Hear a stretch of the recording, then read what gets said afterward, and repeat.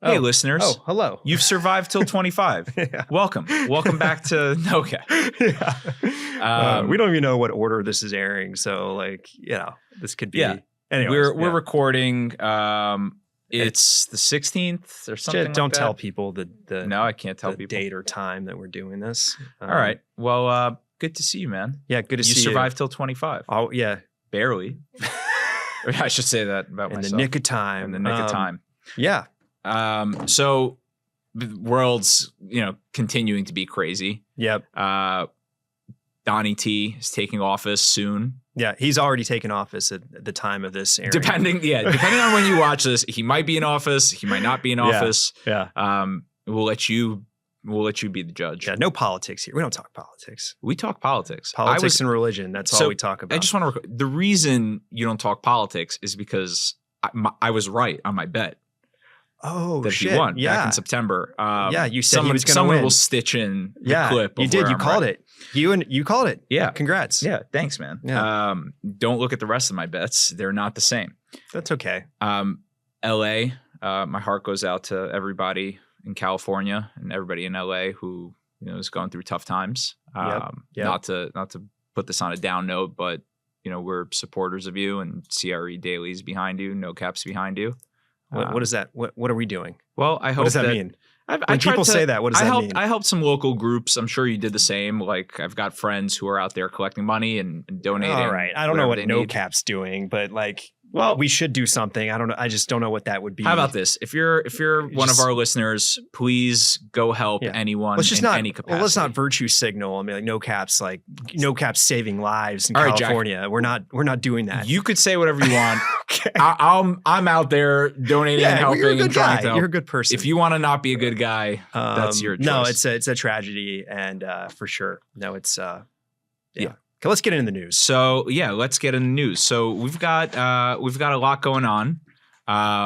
Obviously, we're in the new year, so that means get back to the office. Yes. How come you're not in the office right now? RTO. Return to office. Not PTO, which all of you slackers have been on. Nobody's been in the office. You know who you are. We're looking at you. Yeah, that's right. We know you haven't been in the office. So we know that you said you had a meeting from 3 to 4:30 and you were out golfing. I'm convinced no one works anymore, by the way. When you're out in the city, like any city, you name it. But you know who does work? 2 p.m. packed. You know who does work? What? AT&T, Dell, Salesforce, BlackRock, JP Morgan, Amazon. That's right. They're all back in the office. They're back, That's the backbone of America right there. Yeah. I personally think it's about time. Obviously, it's about time. I do. I think it's like, come on, what are we doing? Now, I don't think people need to be in the office 5 days a week. I think that's a little silly, but definitely you lazy get in the software office. Engineers at Amazon. You get back, and you, especially those investment bankers at JP Morgan, you guys haven't done anything. Yeah. What do they do? What do you guys do? Get back to the office. That's right. Well, so I think it's interesting, right? Because all these workers coming back to the office, there's going to be ripple effects, right? And of course. Bringing this back to real estate, obviously there's some markets that are going to benefit from that. We are in New York. We're in the epicenter of the world. We're in the financial epicenter of the world. Yeah. People here are working. Amazon here is working. Funny enough, we spoke about it on previous episodes, but they obviously have a massive campus now right next to Bryant Park. Rumors are they're looking to lease another 300,000 square feet across the street from them. That's everybody's known about this. So they're expanding their footprint, and sure, it could be for further down the line planning, and they might see that the prices are just cheap now and they're taking advantage of it. But you don't take advantage of it if you don't plan to get your workers back in the office. That's true. And it's actually kind of funny, right? Because you do have companies like, Amazon I keep bringing up, but workers were supposed to come back to the office and they realized, oh, shit, we don't have room. And it really wasn't that they don't have room. It's just that the spaces weren't configured the right way to accommodate people to come back. And look, on the JP Morgan note, they're obviously, their new Norman Foster designed headquarters on Park Avenue is very close to opening. And then they bought 250 Park next door, which I heard is going to be a hotel for all the workers who are going to come visit. Is that really the plan? They're building a campus. They're building a campus in the middle of New York. just in the heart of Park Avenue. So that's pretty cool. Yeah. Well, I wouldn't bet against them. One thing that I think about a lot is the federal worker return to the workplace. I mean, I think that has huge ripple effects. I don't know if you knew this, federal government employees, 2.2 million. That's a lot of people that are potentially not. I feel like there's more than that in federal employees just in New York. But that's because it's New York. And I heard that Musk and his buddy Vivek are chief heads of Doge. They want to make sure that every federal employee is in the office. Well, I think that's how they want to trim expenses, right? I mean, have people voluntarily resign quit. Because they have to come back to the office. Right. And by the way, this is just fascinating to me. Leasing and maintenance costs for federal office buildings is $15.7 billion every year. So if those aren't actually getting used, it's, I'd be really curious to see like what is that per employee? Yeah. Oh, God. And how does that compare? How does that benchmark agast the rest of the US? And if you track this, please send this in. Before we move off this, what's your take? I'll lead in with this. I think young guys, people who are starting out their career, young guys and girls, you want to be in the office. I think if you're in the first 5, I'm being very conservative here, but up to 5 years of your career, sure. I'd go as far as to say 10 years. Yeah. If you're within the first 10 years of your career, you should really strive to be in the office. I guess the flip side of this is if your seniors aren't in the office, then it's ultimately worthless. That's true. It's just so stupid, right? So everyone should be in the office. It helps the young guys. It helps the old guys if you want to retire or if you want someone to succeed you properly and if that's going to benefit you in the future. You get free coffee. You get free coffee. That's great. How could you miss out on the free $7 Starbucks or free coffee? You're missing out on the instant classic Folgers. Since we are talking about our beautiful New York and all of these employers who are flooding the streets now, not to be confused with congestion pricing, which is deflooding the streets. But we're flooding the streets with bodies. We're getting rid of cars, however that works. That's right. New York's doing the congestion pricing, which is... I don't know. What's your take on that? I mean, I stand on the side of get screwed, New York. I don't think that was the move. We don't have that problem in Dallas, Texas. Well, that's because I don't think you have any Democrats in Dallas, Texas. Come on. Sorry, it is what it is. We like everybody. I have no issue with Democrats. By the way, I am very much a centrist and have voted Democrat in the past. You guys can all see this about my past. But, let's get into casinos. Nonetheless, let's talk about that since we're talking about New York. I was going to ask you if you saw what's happening in Hudson Yards, which I think is really interesting. We know the casino bid has been out. There's 4 bids for it. It includes Stephen Cohen, the owner of the Mets and SAC Capital. Now Hudson Yards, 0.72. Huge related development. That's right. It's a monster. There's a mall, there's office, there's residential, there's a cool Equinox. There's a cool Equinox. It is a cool place. It's not very characteristically New York because it's all just brand new sort of skyscrapers. But just this whole plan to team up with Wynn and have a casino, it's not going anywhere, is it?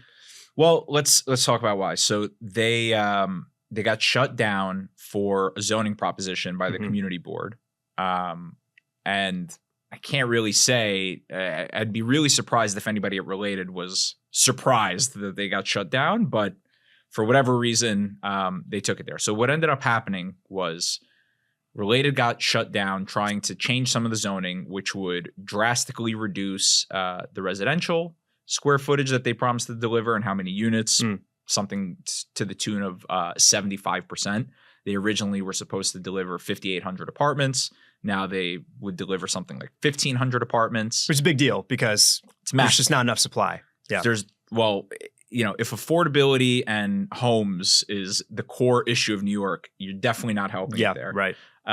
Then it would also increase the density of their commercial project, give them 2.7 million square feet for a casino. Now, they don't have the license. The state has to offer a license, and they didn't even have that license yet. They don't have the license. And by the way, it could be a little bit of like a double-edged sword because I don't know, but maybe the state is less likely to give it to them because they're the only bid out of the 4 that needs a city level zoning change. So if you're looking at the city as a whole and going, well, we have 3 other candidates who don't even have to go through this, why do we want to bank on you guys? Yeah. And by the way, even if they had the license, it doesn't mean that they'll get the approvals that they need necessarily. Yeah. Maybe it would help them with the community board because there's a bigger economic incentive. I mean, I think the whole thing sounds a little stupid to me. I don't think New York needs a casino. Go to Vegas for a casino. What are you talking about? Atlantic City is like it's a 1-hour train ride from New York. I guess my question is, if you only had $9 to spend at the casino. Yeah. And now you have to spend it on congestion pricing. How does that impact your decision to gamble? Who can actually afford to go to that casino is the question. Yeah. So anyway, to put a pin in it, ultimately they got shut down. And I personally, and I've been a developer and I've worked for many developers. I'm very pro developments in most cases. Sure. Yeah. I think it's a good call on their end, right? Like you're in the downside where they don't have a casino license. What do they have? They have a massive reduction to the housing that they need to build, which benefits nobody. Yep. And they have 3 million square feet, approximately of commercial space that competes with the shops where the they mall lost, that's there. where Neiman Marcus went bankrupt and they had to take 200,000 square feet off and convert it into offices for Wells Fargo. Right. Now I do know that the office towers are doing well, but it's 2 office towers. Now you're going to bring 3 million square feet online. So what does that mean to workers afterwards? Like your employees, they just go put it all in red. What's, like it's kind of a weird dynamic to be like. That would be really interesting. Yeah, bonus season would be really interesting to see there. Okay, so let's get into office to resi conversions and kind of some stuff that's happening there, because there are some cool projects happening. I know in New York City, also Dallas, also Chicago, some other markets. A few in New York, you have 767 3rd Avenue, which is like 330,000 feet and then some, which is Metro Loft. They're going to end up converting that building. Yep. They're also the same developer along in the JV on the Pfizer building, former Pfizer building on 42nd and 2nd, which is about 1,500 units. They're also doing 25 Water, which is another 1,300 units. So they're definitely the leader in the space.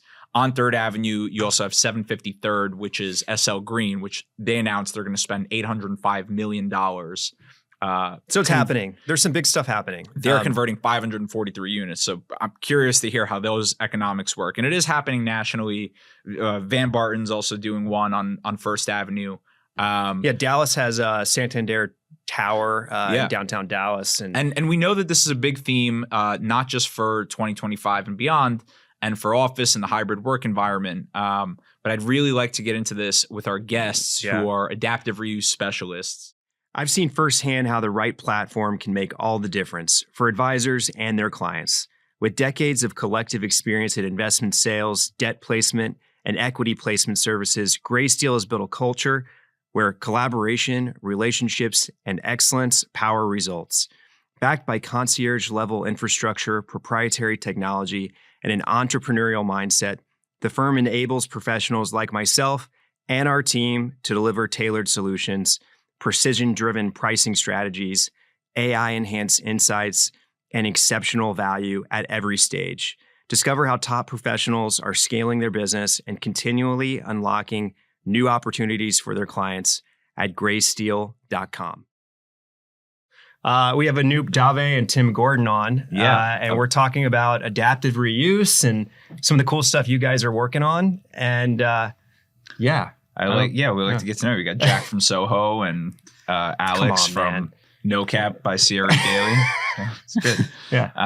So funny welcome, guy. guys. Nice to have you on. Thanks for making the trek downtown. It was a long trek. A long trek downtown. Real long trek for you. But one that goes, we never let it go unnoticed, and we appreciate it. Yeah. Welcome to our abode. Okay, so I mean, listen, we've been talking about adaptive reuse projects, and it's kind of a sexy thing to talk about these days. There's a lot of cool things happening out there in New York, but across the country.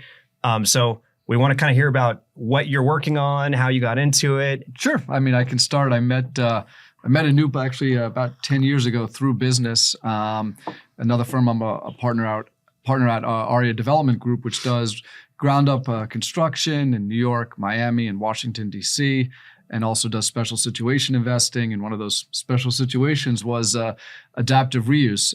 We worked on 2 deals together, one in Maryland and one in Kansas City.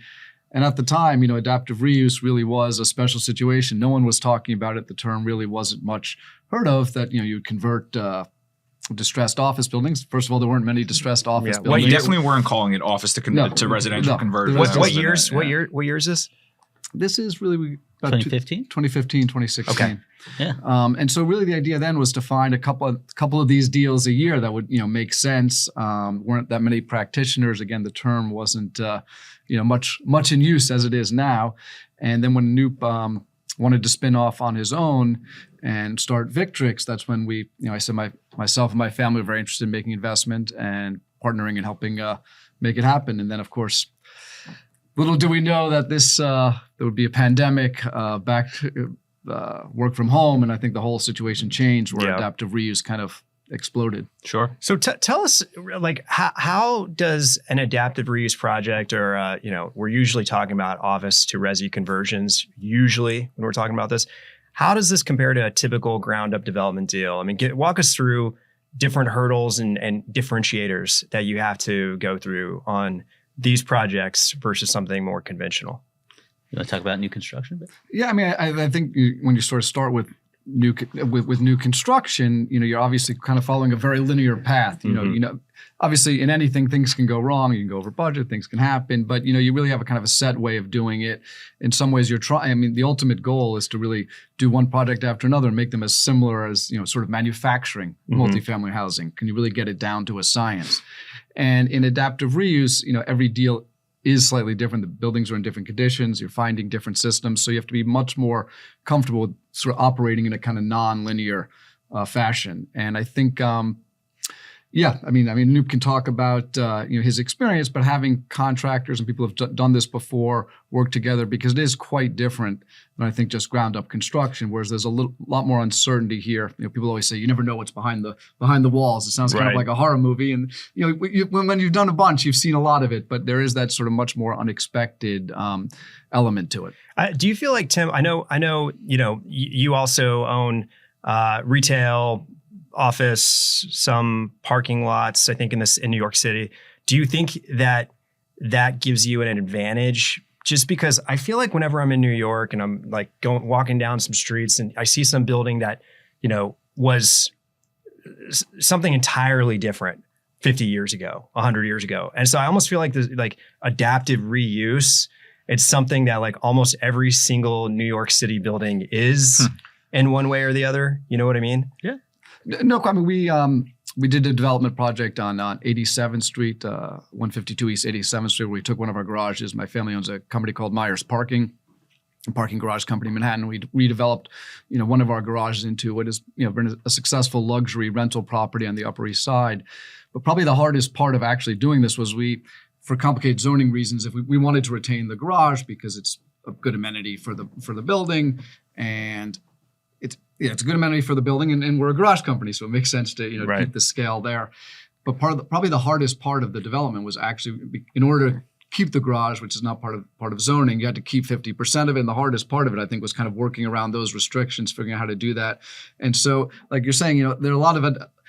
I mean, I wouldn't quite call that adaptive reuse. I mean, to some extent, but I think probably the hardest part of that, construction-wise, was actually retaining that portion of the garage and kind of working around that feature. But there's no question, we've done prior background and stuff in Union Square. I've done some really heavy redevelopment, which is, I think, more along the lines of more points to adaptive reuse. Well, I know you had Petco as a tenant, right? And then they moved across the street in Union Square and did just a fantastic looking project there that's just super cool. Have you seen that? Yeah.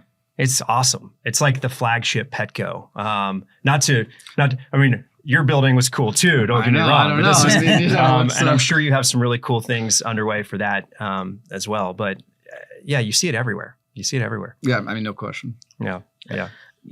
With adaptive reuse, I think it's easier than new construction. That's interesting. And I don't think many people take that stance. Because it's a very conditional statement when I say that. It is if you pick the right building. And you have to pick the right building in the right city and have the right team and if you've had the right experience. If you do those things, I view it as less risky because if you do it right, you can be at a more competitive basis than new construction and you can have a better quality product. And that's where it sort of works well. But if you zoom out, there's no perfect data on this, but having done it for a long time, probably only 30% of these deals work.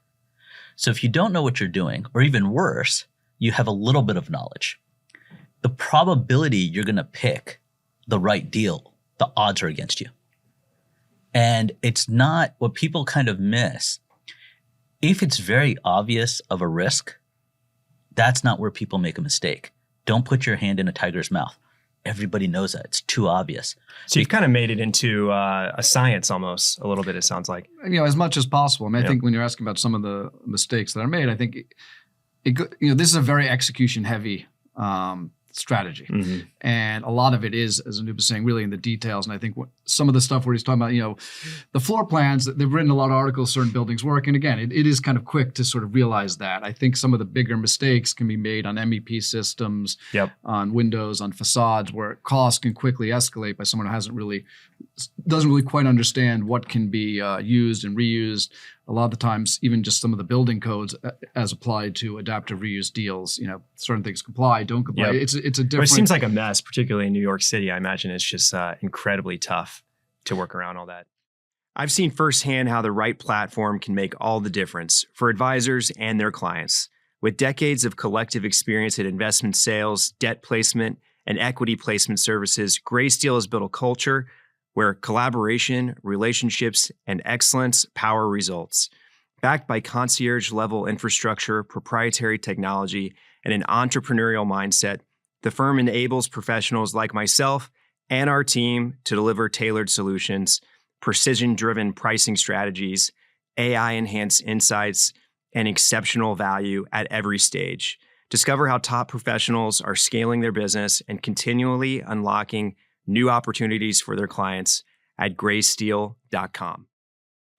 New York has its challenges, but sometimes I would say you can be in other cities where it's even more difficult because you need to have civic support behind you, and they have to want you to succeed. And it's a very delicate balance that these cities have to govern. When you're dealing with a lot of these fire marshals and plans examiners, part of their job is to have a safe building. Well, the easiest way that you have safe buildings is don't allow any to be built, right? It's a very simple way.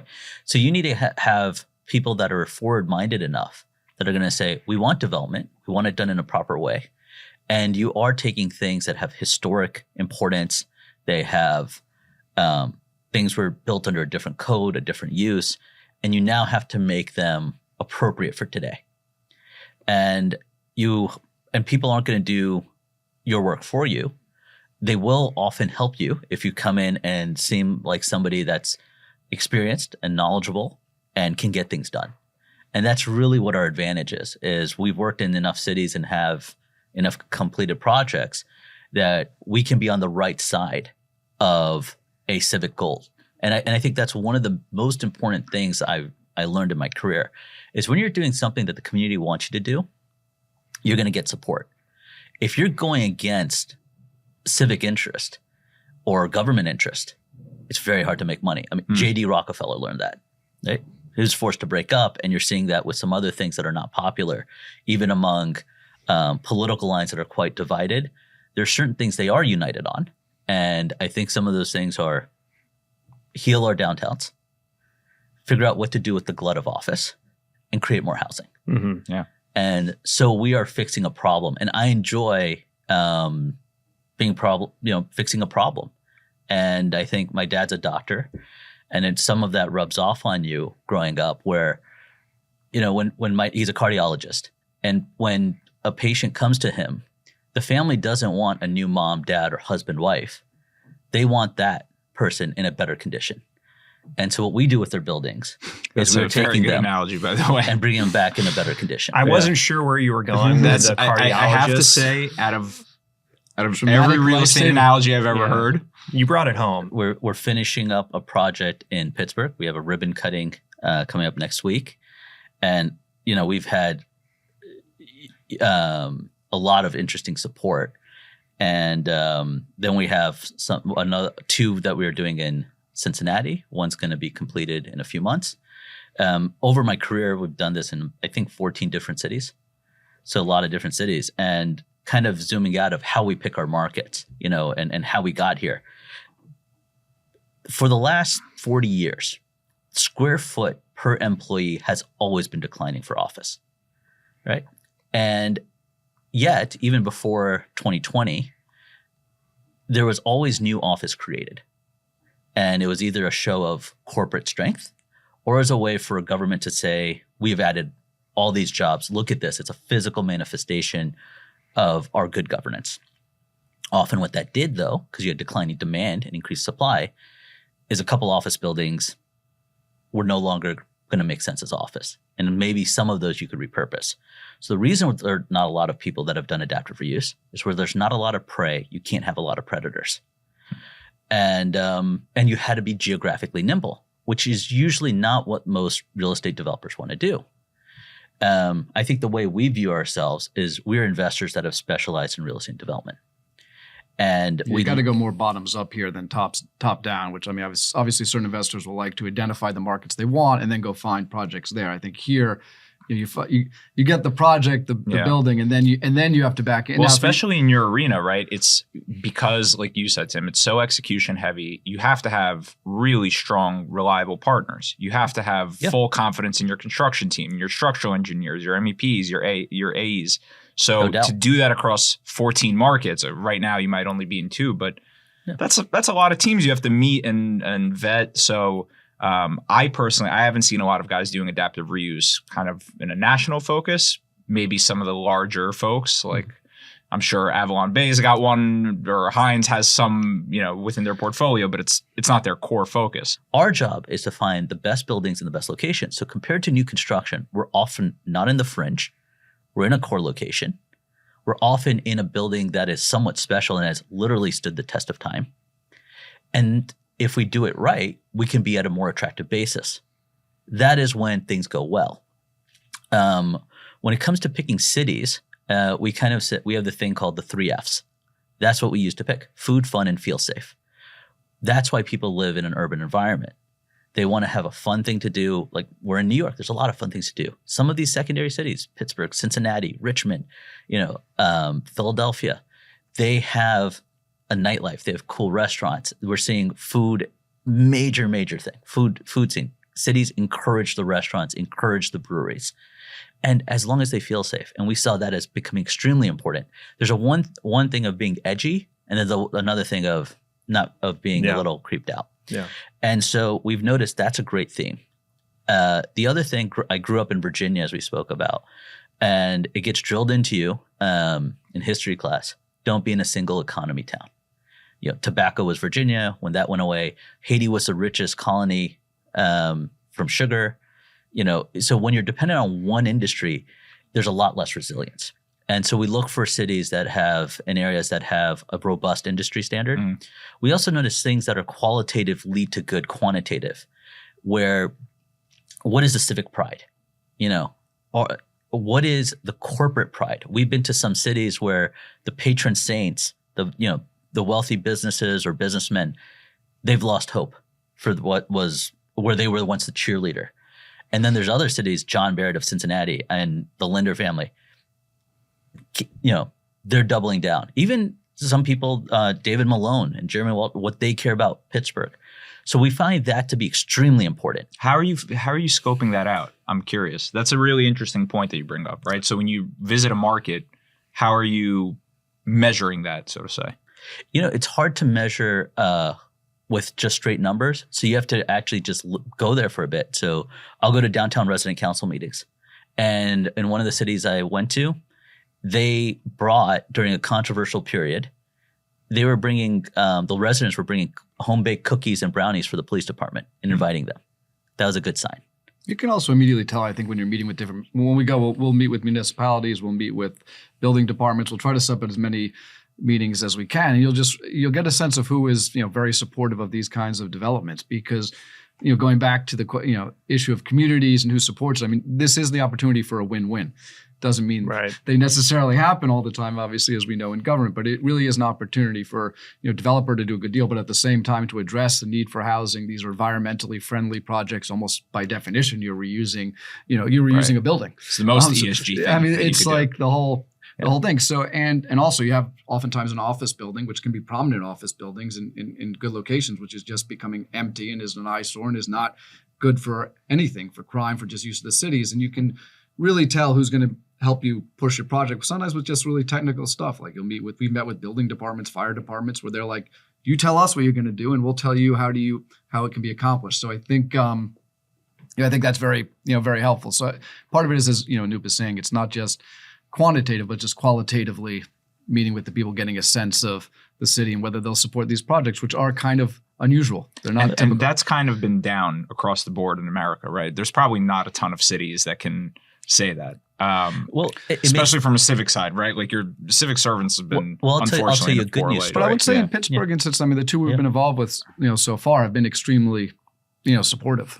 Which is, again, to your point, is not certainly always the case. I mean, typically, I've done a lot of stuff in different cities, and oftentimes the word developer is not considered, the best thing to be described. Well, you have to change that, like you did with adaptive office to residential conversions. Doing things, and I think that is, by doing things the right way and by providing what is, I think, clear value. You get a lot more support. Tell us, tell us about a particular project, what you did, how you provided value, any sort of hurdles. I mean, give us your favorite example. Project. Yeah. Well, maybe to build off of, the discussion we're having and transition is, I'll tell you one of the stories that made us really double down on Cincinnati, for an example. So they have many different groups. And Ohio, I think, has been on fire. You had Jillian here.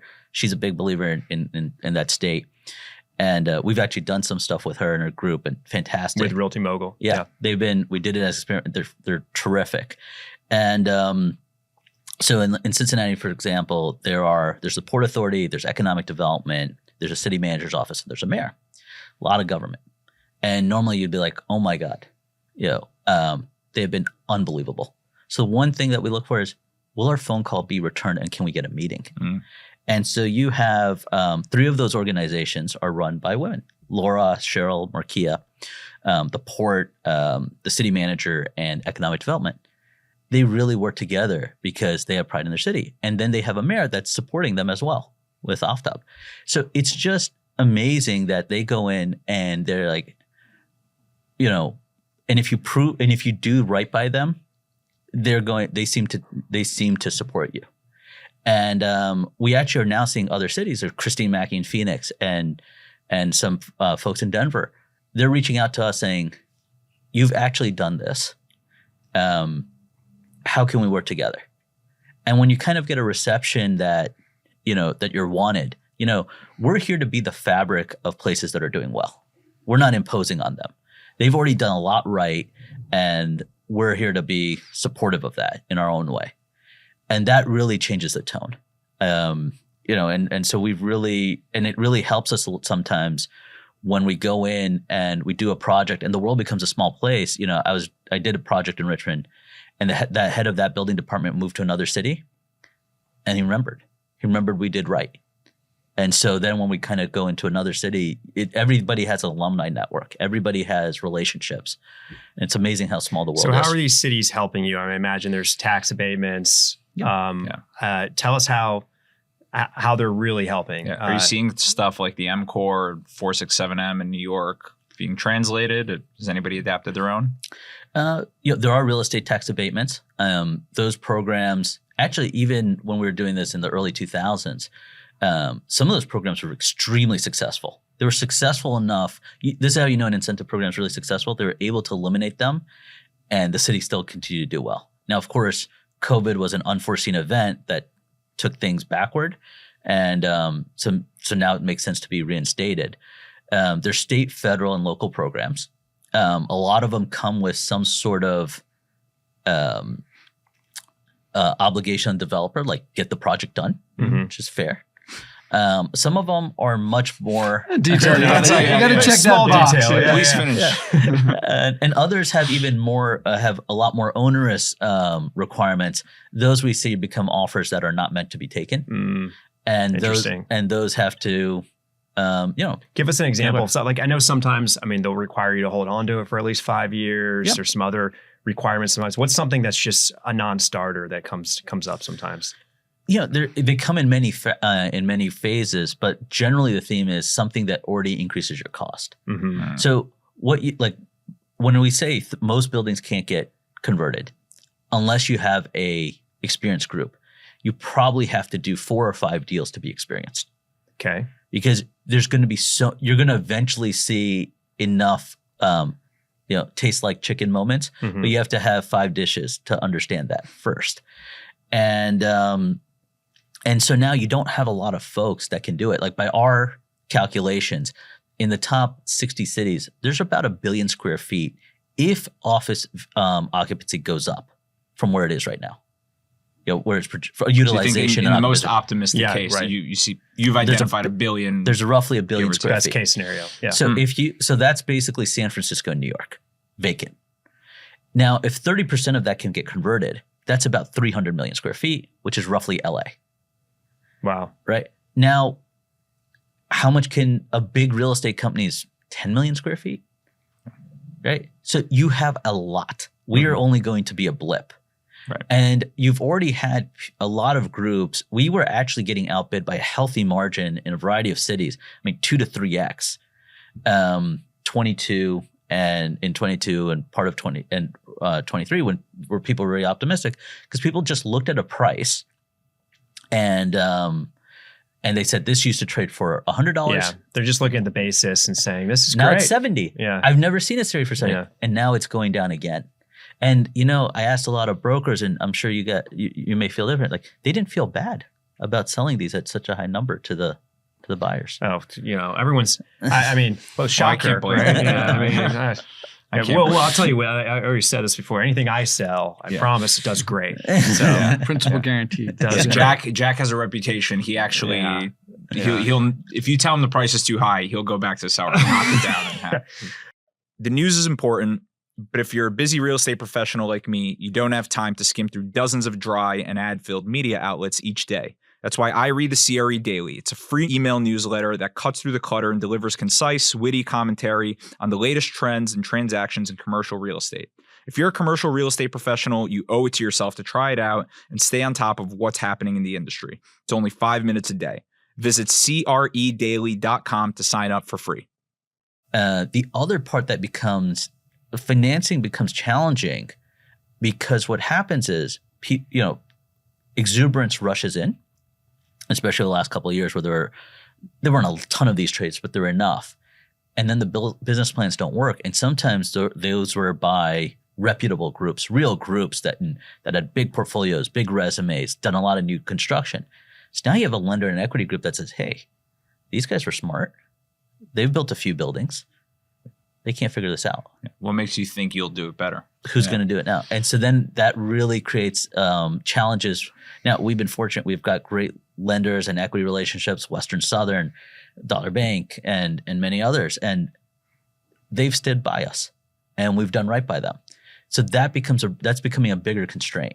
But I do think, going back to your question, look, a lot of these, almost all these deals are going to, in a sense, screen that they're attractive. They're almost a definitional of real estate value investing. You're buying it below, replacement cost, often well below a small fraction. And we're talking about buildings that were selling for $800-900 a square foot. Could they all of a sudden be at 100? Or buildings that were 500 could be at 40, 50, very, very low numbers. So there can be a temptation to think, well, obviously I have so much margin here. It works. It must work. We're just building it cheaply. I think the real cost is what is the actual cost of the conversion. And that's where I think you get into the details of how much does the actual literal construction cost. And it's much more difficult to estimate then versus, say, ground up construction, where oftentimes the rule of thumb, it costs $400 a gross square foot, it costs $300, $500, is generally you obviously need to do more than that, but it can generally give you a rough direction. Here, I think it gets much more into the specifics of the building. So like, Anoop has said, when we've gone to do due diligence on buildings, which again, it's trading for $3 million, it was previously sold for 20. Then you look at it and you realize none of the MEP systems are reusable at all. The facade isn't reusable. There's tons of issues in terms of converting it with prior uses versus code. Is that kind of technical stuff where you realize, well, with the cost of conversion, we're basically up to the cost of just building new. And if that's the case, why bother with the risk? If you can just build it new for the same price, you just do it. Right. You need to create that margin post-construction. And that's where I think, getting into things like like Windows systems, MEP systems, those kinds of technical things, that can really throw the deal. And I think that's when we've sort of erased things which always look cheap. So you're like, wow, how can you always look at a deal and how can it not work at $5 million? Just trade at 25. We're building this for $100. It's $100 a square foot, but it would cost you $400 to build. But when you realize you're frankly just better off tearing it down. It doesn't actually have that kind of life. So I think, you can tell some stories about Windows systems that we thought we could reuse, we can't. MEP systems that got a lot more complicated than we thought. And then that's why I think it's very heavy also on the upfront due diligence costs. You really have to be willing to walk away from considerable time and expense and due diligence, and dead deal costs can be more here than in other disciplines, because it's not obvious. Tim, what is a typical due diligence period for one of these deals? I mean, it's expanded. I'm sure it has. What does that look like now for you? Typically, 90, 120 days, but we'll go in very quick. When we show up, and we've often joked about this, we show up in force because we'll go with our architect, we'll go with our MEP consultants. We have so much to figure out. We have so much to figure out. So we don't. Yeah, we were just actually on a due diligence trip, and we literally came with like 12 people. I think the broker was like, you've come, the army has arrived. Means you're the real deal. Yeah, but you really have to go, we'll look at the switch room. We'll look at the switch gear. We'll look at all, sorts of different systems that we really need to, understand what can be reused and what, can we kind of design around, and how do we incorporate it? So I think it's very upfront on that kind of, due diligence. So I want to ask you guys a bit of a loaded question as we're coming towards the end of our time. You guys are neck deep in this niche in the industry. What are you hopeful about? What do you want to see change that would help your business?